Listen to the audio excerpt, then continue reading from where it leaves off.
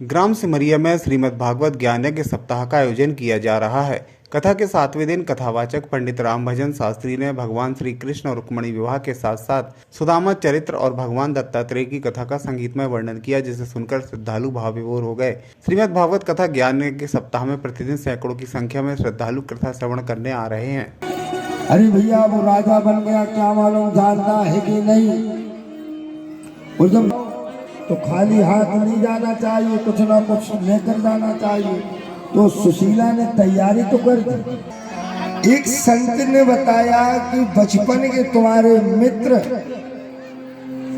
द्वारकाधीश सुदामा के मित्र हैं, जो आज वैभव और राज सिंहासन पर विराजमान है।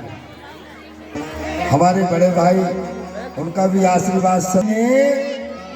देवी जी पूछते हैं, एक संत ने वर्णन किया कि तुम्हारे बचपन के जो पतिदेव है ना, उनके मित्र द्वारकाधीश भगवान हैं, और द्वारकाधीश भगवान हैं।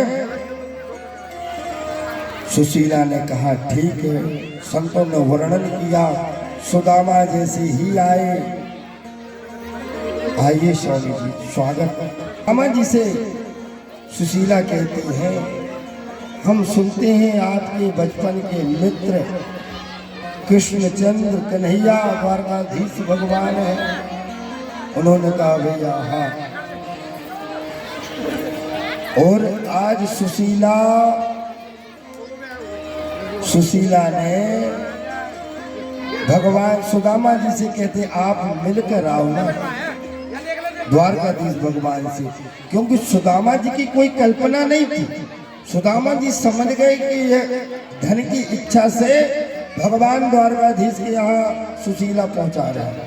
ग्राम सिमरिया स्थित में अनेक वर्षों से चला रहा विष्णु महायज्ञ के अंतर्गत संगीतमय श्रीमद् भागवत कथा पर व्यास मंचासीन पंडित पूज्य महाराज जी रामभजन शास्त्री जी के मुखार बिंदों से चल रही आज सप्तम दिवस की कथा में पूज्य महाराज जी ने 16,108 रुक्मिणी मंगल के विवाह संपन्न करा करके सुदामा चरित एवं दत्तात्रेय जी की कथा को सुना करके जीवन में कि भगवान मित्र और सुदामा का क्या महत्व होता है, जिसकी कथा को सुनाया।